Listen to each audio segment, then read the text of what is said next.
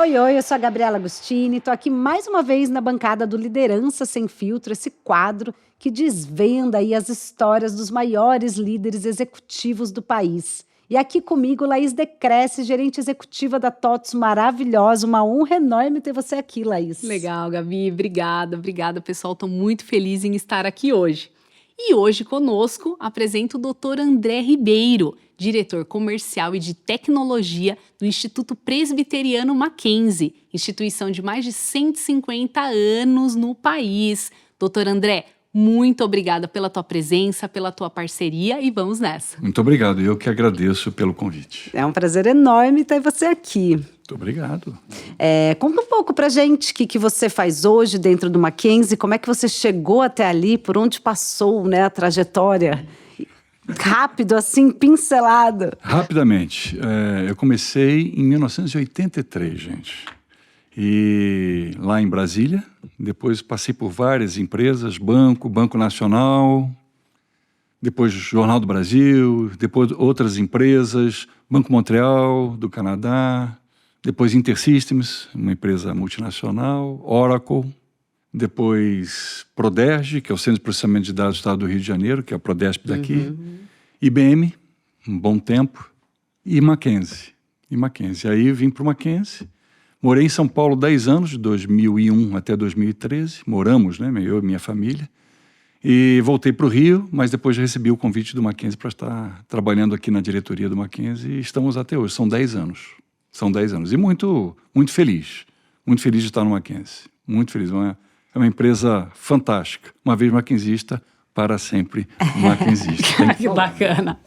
Doutor André, hoje você como diretor comercial e TI no Mackenzie, mas já teve todo esse histórico relacionado à tecnologia, né? Sim, empresas financeiras, tecnologia. Como que foi essa mudança para a área da educação? Olha, foi um convite bem desafiador. Eu nunca tinha trabalhado numa instituição de ensino. E recebi o convite, foi uma surpresa até um pouco para mim, mas graças a Deus o Mackenzie... Bom, eu sou presbiteriano, então o Mackenzie é uma instituição presbiteriana e isso facilitou. É uma instituição confessional e isso me ajudou, facilitou a entender o contexto da empresa. Mas é um desafio muito grande, porque são áreas bem diferentes, né? Eu vim de uma área financeira, da área de tecnologia, e vim trabalhar na área de tecnologia, mas numa instituição educacional. E é diferente, mas hoje, depois de 10 anos, a gente aprende bastante, né? E continua aprendendo. Foi um processo, mas foi muito bacana. E eu fui ajudado por muitas pessoas, né? Não foi um processo único, sozinho, né? Eu fui ajudado por muitas pessoas. Foi muito bom. Tem sido muito bom. Não, e esses 10 anos são 10 anos que marcam aí muita mudança no mundo da tecnologia, né? Se a gente olha para o que era, para o que é hoje, imagino... Fora a pandemia, né? Não foi uma situação simples, mas graças a Deus vamos... E um processo contínuo de mudanças, muito consistente e de muitas mudanças, né? A TOTVS foi uma das grandes mudanças e muito bem sucedida, né? Que legal, que bom. E quando a gente olha, doutor André, para isso, né? Como a tecnologia hoje no Mackenzie apoia tanto o crescimento, a sustentação do negócio, como hoje tecnologia te traz isso, né? Leva isso para a empresa. Essa é uma pergunta muito boa, porque a tecnologia não é mais uma ferramenta, não é mais uma ferramenta de suporte, não é um meio. A tecnologia ela tem que ser estratégia, ela tem que participar da estratégia da empresa. E essa foi uma das grandes mudanças que a gente vem fazendo, não só na infraestrutura toda, na parte de segurança, que é absolutamente fundamental, mas também na mudança da plataforma tecnológica. Então a gente tinha uma plataforma antiga, defasada, vamos dizer assim, e aí a gente, num processo razoavelmente longo de planejamento, mas de execução bem curto, porque foram 2 anos de execução, a gente transforma digitalmente, tecnologicamente, o Mackenzie como uma base, como um fundamento com TOTVS. Então começa a partir dessa mudança e aí você começa a colocar outras camadas em cima dessa mudança do RM TOTVS. Então ela começa, de fato, essa transformação digital e ela não é tecnológica, não é uma transformação de TI, é uma transformação da empresa. Por isso a estratégia, por isso que eu falo que ela deixa de ser uma ferramenta de suporte, passa a ser ela faz parte da estratégia do board da empresa. E a partir daí outras camadas que a gente vai colocando, né? E aí eu posso falar muitas coisas aqui, CRM, Omnichannel, RPA, enfim, eu estou falando siglas aqui, mas depois a gente traduz, vocês Não, e a gente tem conhecem sempre bem. que lembrar que o Mackenzie é uma instituição com mais de 150 anos, né? Então, não é um desafio simples, imagino, você fazer essa mudança de cultura no processo de algo que já vem ali de longa data, né? Não foi simples. Claro. Imagina você trabalhar, mudar a parte ensino superior, quer dizer, a Universidade Presbiteriana, as faculdades, são 3 faculdades, 2 hospitais, 8 colégios, toda a parte back-office, toda a parte de RH, enfim. Foi uma mudança, Brasil, né? Nós não estamos falando só de São Paulo, né? O Mackenzie hoje é uma instituição que ela está no Brasil, e não foi algo simples. Então, nós chamamos isso de um programa, na realidade. Ele não foi um projeto, ele foi um programa, que a gente chamou de Programa Mackenzie de Renovação. Foi uma mudança absolutamente... E toda a empresa, colaboradores, fornecedores, funcionários e até alunos se engajaram nesse programa. Entendeu? Muito legal. Foi muito bacana. Que bom. Foi desafiador. Eu imagino. E olhando um pouco para essa questão de liderança, né? Como liderar, né? Como ter isso, onde tem todas essas mudanças, eu tenho que levar tecnologia, eu tenho que engajar todas as pessoas. Como que lidera isso de uma maneira diferente, ágil, prática, mudando, envolvendo todos? Como que foi isso, doutor André? É um desafio muito grande. Primeira coisa, nós tivemos o apoio do Conselho Deliberativo. Tem que ser top-down. Tem que ser de cima para baixo. Se não for top-down, fica bem mais difícil. E mesmo assim, enfrentamos muitos desafios. Porque, não vamos mentir, sempre há resistências. E isso é normal, é natural, faz parte da organização. Mas nós tivemos o apoio do Conselho Deliberativo, depois tivemos o apoio da diretoria executiva, dos meus pares, do diretor-presidente, e assim você foi levando isso para baixo. Agora, tem uma questão que ela é fundamental para que dê certo. E muita gente, às vezes, negligencia isso. Além do planejamento técnico, você tem toda a comunicação. Você não faz uma transformação desse tipo se você não comunicar bem, com transparência. O que você está fazendo? Por que você está fazendo? Talvez o porquê até venha antes do quê. O porquê é fundamental. O que e depois o como. Aí a execução ela flui bem melhor. Ainda assim com muitos desafios. Não foi fácil. Mas eu acho que esse caminho, essa trilha, pelo menos para a gente, para nós, foi absolutamente fundamental. Então, eu digo para vocês que isso tudo é importante, mas a comunicação e a transparência e o entendimento do porquê estamos fazendo isso, o que estamos fazendo pela motivação e como estamos fazendo, de fato, é fundamental. Então, essa comunicação e essa transparência fez toda a diferença. Fez toda a diferença. Na nossa maneira, claro, e ter um parceiro importante, mais do que importante, é o parceiro ideal. Foi na escolha e é o parceiro ideal. Se você não fizer uma boa escolha dentro do seu planejamento, e foi um processo de RFP com várias empresas, até que no shortlist a TOTUS se tornou, de fato, a melhor alternativa e comprovou sendo a melhor alternativa. Então, nós estamos muito bem e muito felizes com o resultado. Não, e muito legal te ouvir, né, e ver esse processo, como é que você analisa ele. E aí queria te perguntar, assim, se você fosse voltar no tempo, 40 anos atrás, quando você começou a trabalhar, contou ali das primeiras experiências, e você fosse dar uma dica para o seu eu jovem, né, que pudesse cortar teu caminho de algo que você aprendeu ao longo da sua trajetória, o que você diria, o que você... Olha, como eu já fui jovem, e... É claro, a gente, quando mais novo, a gente é muito mais ansioso, é muito mais impulsivo. É natural, faz parte da natureza. Eu acho que a gente precisa ouvir. Ouvir as pessoas que têm mais experiência. O cabelo branco, de vez em quando, faz diferença. Eu acredito muito nisso. E a experiência, ela corta caminho. Não só corta caminho, evita, muitas vezes, pedras no caminho. E eu acho que eu diria para a pessoa, olha, ouça as pessoas que são mais experientes e, claro, estude, aprenda, enfim, aproveite todas as oportunidades, mas calma, não precisa ter ansiedade, o teu tempo vai chegar, e chega. Então eu diria isso, a gente tem um pouco de ansiedade para chegar lá, você já sai achando que você tem condição de assumir, não é bem assim, na minha maneira de ver, e a coisa acontece fazendo e trabalhando como a gente faz, com afinco, você chega lá no tempo certo. Eu diria isso para a pessoa.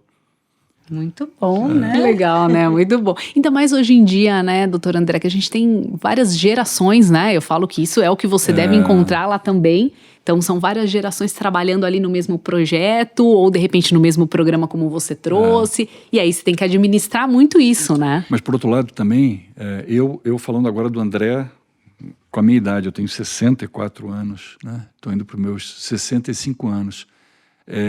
Se atualize. Estude e também ouça os mais jovens, ouça as pessoas com quem você lidera. A minha forma de liderar é participativa. Eu acredito nisso. Então eu não acredito numa determinação. Acho que você sentar à mesa com pessoas mais jovens e que têm muito a te ensinar também, é uma troca de experiência que para mim tem sido absolutamente fantástico. Então, eu acho que a gente tanto ensina quanto aprende. E essa troca, e isso parece um clichê, mas não é um clichê, essa é a verdade, primeiro para mim tem sido assim e continua sendo assim. Então, tem que estudar. A liderança, ela faz parte. E outra coisa, liderança, eu acho que é uma liderança que você não impõe. Na minha maneira de ver, você exerce, o que é bem diferente. Liderança não se impõe, liderança se exerce. Quem tenta, na minha visão, quem tenta impor liderança tem algum problema, na minha maneira de ver. Então, eu acho que é por aí. Administração participativa, ouvindo, claro, liderando, sendo firme quando precisa ser firme. E assim vamos. E tem sido assim.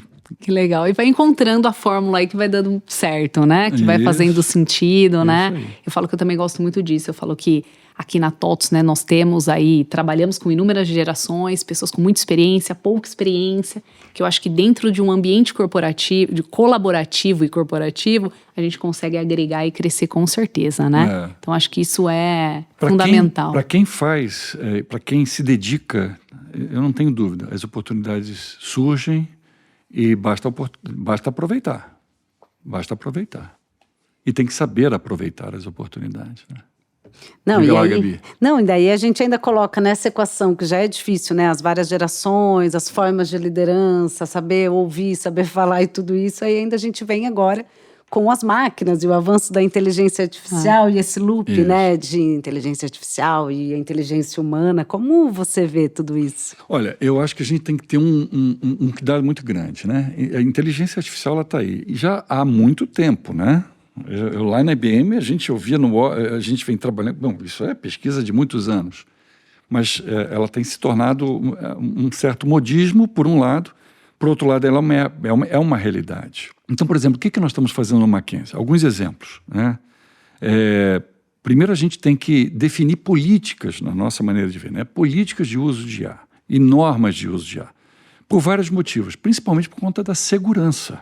Você imagina você ficar usando IA e expondo as informações do Mackenzie de forma pública, sem definir a melhor maneira de usar a IA. Então, isso é uma questão muito importante, segurança no IA. Outra coisa, a gente começa a usar a IA em várias situações. Por exemplo, na situação educacional, eu tenho várias possibilidades com tecnologia educacional, diz a plano de aula, sumário, sem alucinação, tombando material, bibliografia, material do professor.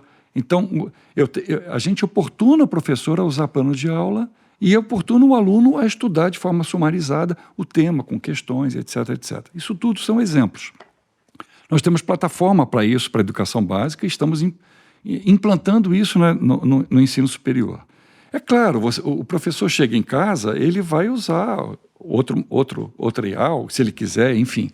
Mas nós temos isso como prática fundamental. Mas eu posso usar também, por exemplo, no Omnichannel, que a gente desenvolveu, aliás, com parceiros de vocês, da TOTUS. Então, eu tenho condições de falar sobre multicanal usando multicanal com inteligência artificial, chatbot, etc. Eu posso usar outra coisa, eu posso usar RPA, robotização, com parceiro de vocês também, e eu consigo otimizar os processos usando soluções com inteligência artificial, para soluções repetitivas, back-office, RH, hospital e tantas outras soluções. Enfim, é um mundo de alternativas e de opções, mas tem que ser feito de forma muito bem pensada e planejada, porque senão você vai gastar dinheiro à toa, né? E os agentes de IA também da TOTUS. Enfim, tem N possibilidades, mas tem que ser feito de forma muito planejada e muito bem pensada, para que faça sentido. Sim, com certeza. E quando a gente olha isso, né, tem todo esse caminho para a IA, doutor André, mas olhando para o setor mesmo educacional hoje, qual que você entende que é o maior desafio que vocês enfrentam lá? Qual que é o maior desafio do setor hoje? Educacional? O engajamento dos alunos é um desafio, porque eles têm muita informação. É um dos desafios. Outro desafio são os professores, né? A gente precisa treinar capacitação dos professores. Mas falando dos alunos, eles têm um mundo de informação. Como é que essa informação vai fazer sentido, né? O dado é a informação que faz sentido. Como é que ele vai fazer isso? Então, você tem várias possibilidades com tecnologia educacional, gamificação, várias alternativas em que você pode usar softwares, microlearning, por exemplo. A gente pode pensar aí são metodologias educacionais, sala invertida, uma série de possibilidades que o professor tem, né, em sala de aula para transformar e para fazer com que o aluno possa se dedicar mais àquilo que ele precisa se dedicar. É fundamental a participação do professor. Não adianta a gente imaginar que eu estou falando por mim, né, que IA vai... Não, nada substitui o professor. Ele deixa de ser uma memorização e passa a ser uma curadoria. É uma coisa um pouco diferente. Então, o professor faz um trabalho diferenciado naquilo que é mais importante. É claro, o aluno precisa pesquisar, ele precisa validar e criticar os dados. Ele precisa aprender a validar e criticar os dados. Então, é uma coisa um pouco mais qualificada, vamos dizer assim, e não quantificada. Eu acho que esses são os grandes desafios. E o engajamento do aluno nisso. Não adianta o aluno achar que ele vai entrar lá, recebeu um Chromebook, ou seja o que for, e ali ele vai... Não adianta. Nada substitui o professor, na minha maneira de ver. Principalmente na condução, na orientação do processo educacional. E tem uma última questão, não vou falar demais, educação socioemocional. Gente, isso faz diferença, e muita diferença, na formação do aluno. E no nosso caso, princípios e valores para a gente é muito importante. Eu acho que isso tudo, e no processo da educação socioemocional, no mundo que a gente vive, faz diferença na formação do aluno. Eu acho que é mais ou menos isso. Agora, cada um tem uma forma de fazer. E o Mackenzie está sempre muito preocupado com isso. Muito focado nisso. Focado em quê? No aluno, na jornada do candidato e depois na jornada do aluno. Sim. E eu lembro que, assim, os professores, eu acho que eles são os primeiros líderes que a gente tem contato, né? A gente fala de liderança na empresa como um todo, mas são os primeiros ali, são nossos espelhos, né? Foram por muito tempo. Então, vocês também têm essa camada de liderança, que são esses professores que têm que ter à frente ali na aula para passar princípios, valores, para ter essa conexão com o aluno. Então, é uma liderança, né, doutor André? E você tocou num ponto. Essa liderança do professor não é só a formação mestre, doutor, pós-doutor. Isso é muito importante. E a gente tem no nosso portfólio toda essa preocupação e essa capacitação dos professores. Mas a liderança, ela é fundamental do professor, para esse processo educacional. Então, a gente busca sempre capacitar os professores também na questão da liderança, não só do conhecimento, ou da pílula do conhecimento, ou não só as questões técnicas, mas as questões das metodologias, da liderança, a preocupação com o outro. Isso tudo é fundamental para que possa ser exercida essa liderança da melhor maneira possível. Não, e até para que exista esse espaço de aprender a pensar, né? E ter espírito crítico, como você tinha dito. Tem que ter espírito crítico, a validação crítica dos dados ou das informações. Isso é fundamental. E isso vem através de tudo isso, da pesquisa. Aliás, a pesquisa é algo fundamental, a ciência é algo fundamental. Então, porque te ensina a pensar, né? Te ensina a estruturar o raciocínio. No caso do Mackenzie, a gente tem vários laboratórios de pesquisa, de nanotecnologia e outros tipos de laboratórios que são fundamentais para a formação do aluno. Então, isso, e sob a liderança dos professores. Não, e esse processo do Mackenzie é tão referência que ano passado, em 2025, foi inclusive premiado, né, no Prêmio TOTS Brasil que faz, muito legal. Como foi?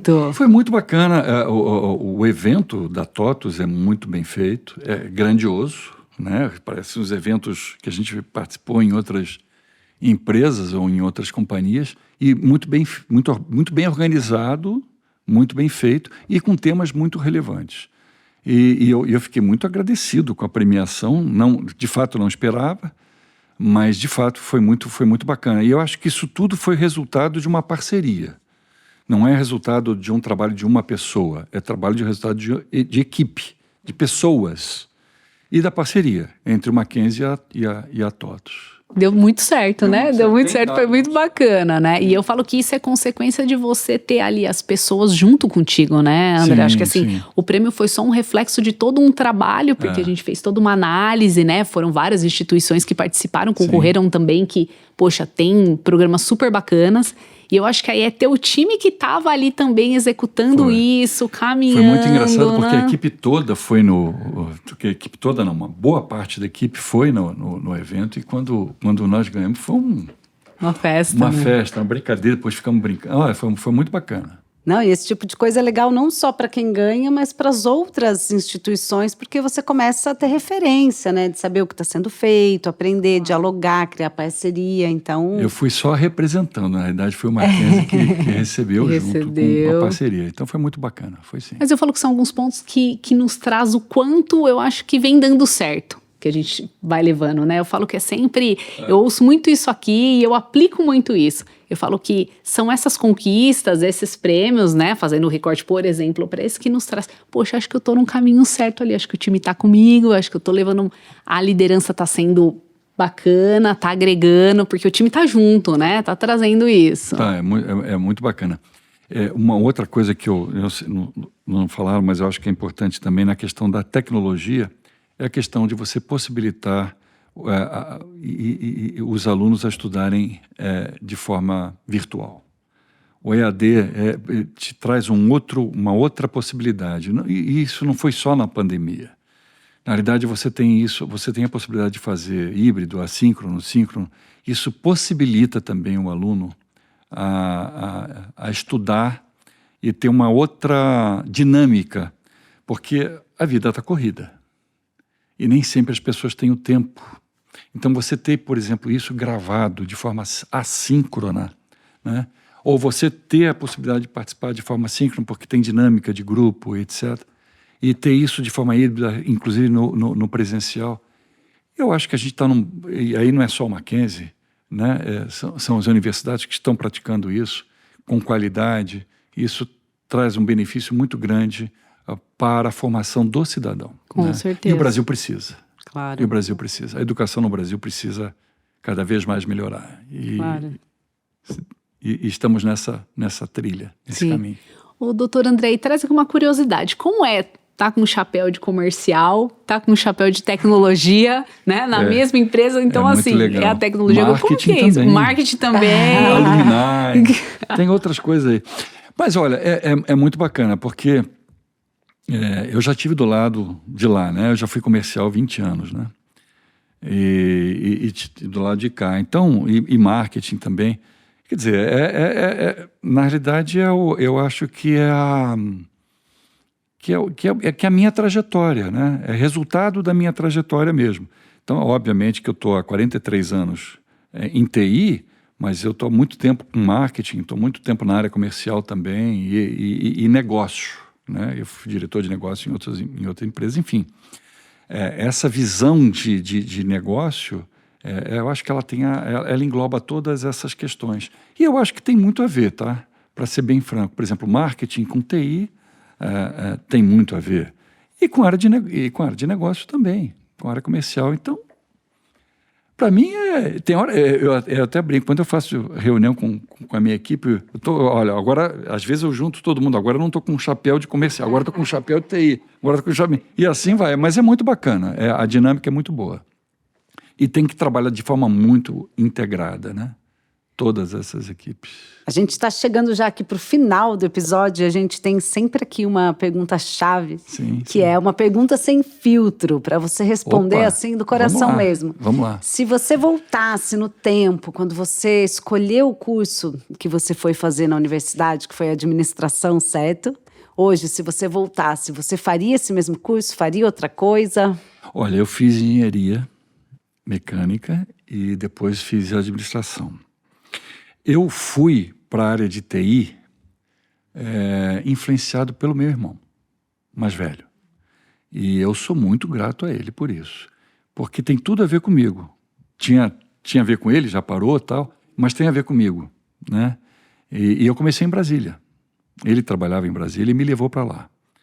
E eu faria tudo de novo. Tudo de novo. Se tem uma área que eu adoro, de fato, embora tenha essas outras áreas, é TI. É onde eu me encontro de fato melhor. É a minha vocação, vamos dizer assim. Então, e foi numa época que eu não sabia exatamente o que fazer, né? E aí ele me disse, não, vem para cá. E eu fui. E foi muito bom. Faria tudo de novo. Sem mudança nenhuma. E olha, foi maravilhoso. Mas é tanto aprendizado que eu vou te falar. E ainda continua aprendendo, claro, né? Porque TI é uma coisa que você não para um segundo. Mais ainda agora, né? As coisas são bem mais rápidas do que eram. Mas não mudaria nada. Sinceramente, Gabi. Muito feliz onde eu estou, tudo que eu fiz, a trajetória. Daqui a pouco eu vou parar, né? Mas fica a saudade, mas fica o sentimento de dever cumprido. Sabe como é que é? Isso é bacana, né? Eu acho que esse é o legado, né? Eu sempre falo aqui, a gente tem que trabalhar para deixar um bom legado, né? Que isso é o que vão nos lembrar, né? Quando a gente estiver ali mais para frente.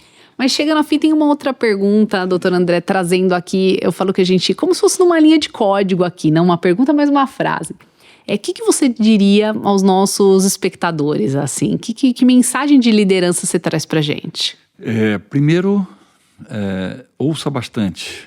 Uhum. Quem lidera tem que saber ouvir, na minha opinião, né? E isso não quer dizer que você não vai exercer a sua liderança. Não tem nada uma coisa a ver com a outra. E outra, participe, seja participativo. Traga pessoas que você confia para perto de você. Influencie, mas seja influenciado. Se deixe ser influenciado. Isso não é fácil. Legal, né? Parece simples. E não imponha decisões. Tente não impor decisões. Tente decidir. É diferente. É a minha trajetória. É assim que eu entendo liderança. E o que eu posso falar para quem está nos ouvindo aqui é isso. Claro, estude bastante. Estude. Entenda que não é só técnica. Tem muitas outras coisas envolvidas. Tem pessoas, tem sonhos, tem projetos, tem muita coisa envolvida nisso. Tem que pensar bem nas decisões que você vai tomar. Mas ouça bastante, participe, aprenda, estude, ok. Mas trabalhe em equipe. Você não faz nada, não é você que faz, não é clichê, parece fácil, não é fácil, não é fácil. E muitas vezes você é mal interpretado, porque